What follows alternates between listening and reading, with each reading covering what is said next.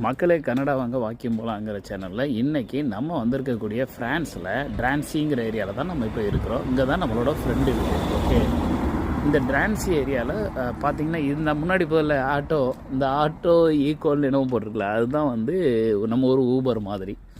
காலையில் எந்திரிச்சாச்சு, நல்லா குளிச்சு பரப்பிட்டாச்சு. இப்போ கிளம்பி மெதுவாக ஒரு வாக் போகலாம் அப்படின்னு சொல்லி ஒரு வாக் போய்கிட்டு இருக்கோம். மக்களே பார்க்கலாம் ஏரியா எப்படி இருக்குன்னு பார்ப்போன்னே. பூவெல்லாம் பாருங்கள் எவ்வளோ அழகாக பூத்துருக்கு. இது வந்து கார்பேஜ் பின்னு, சேம் லைக் நம்ம கெனடியன் சிஸ்டம் தான். வச்சா அவங்க வந்து எடுத்துகிட்டு போயிடுவாங்க. மறுபடியும் வீடெல்லாம் பார்க்குறதுக்கு அப்படியே நல்லா நம்ம ஊர் கான்கிரீட் வீடு மாதிரி இருக்கேன். ஆனால் அது அப்படி கிடையாது, ஃபுல்லாக மரக்கட்டை தான் உள்ள ஃபுல்லாக. இன்னொரு விஷயம் உங்களுக்கு காட்டுற மக்களே, ஒரு வீட்டில் மாதுளம்பழம் இருக்குது மக்களே. கொத்து கொத்தாக காய்ச்சி கிடக்கு மாதுளம்பழம்.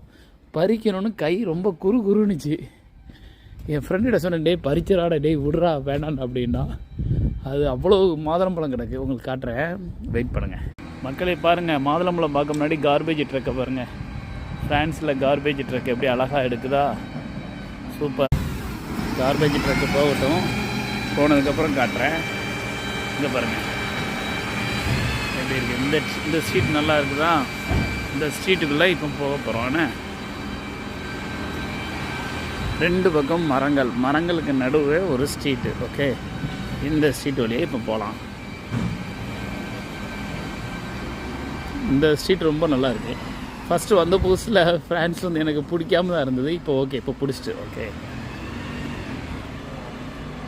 பாருங்கள், இந்த தெருவில் இப்போ திரும்பியாச்சு. இந்த தெரு ஸ்டாப் சைன்லாம் பாருங்கள் வித்தியாசமாக இருக்குல்ல.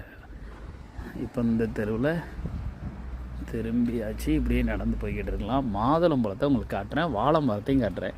இங்கே எல்லா வீட்லேயும் வாழை மரம் இருக்குது. எல்லோரும் என்ன சொல்கிறாங்கன்னா, வாழை மரம் இருந்ததுன்னா தமிழ்காரங்க வீடு அப்படிங்கிறது அர்த்தம். இது ஒரு சிம்பாலிக் ரெப்ரசன்டேஷன் தாங்க. பார்க்கலாமா?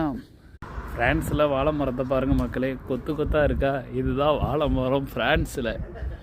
செம பெரிய பெரிய தலவாழை இலையோடு இருக்குது. இது நம்ம தமிழ்காரங்க வீடு. பின்னாடி தமிழ் பேசுகிறேன். கிரேப்ஸ் இருக்குது, பச்சை கிரேப்ஸ், பச்சை திராட்சை. இந்த ஆனால் காட்ட முடியல, கிட்ட ஒட்டி போகணும், நல்லா இருக்காது. ஒரு வீட்டில் ரோஸ் பூ இருக்குது. வாழை மரம் பாருங்கள் மக்களே, பக்கத்தில் மாதுளம்பழத்தை பாருங்கள். பார்த்துட்டிங்களே, மாதுளை பாருங்களேன், கொத்து கொத்தாக கிடக்குதா. இங்கே பாருங்க, ஃப்ரான்ஸில்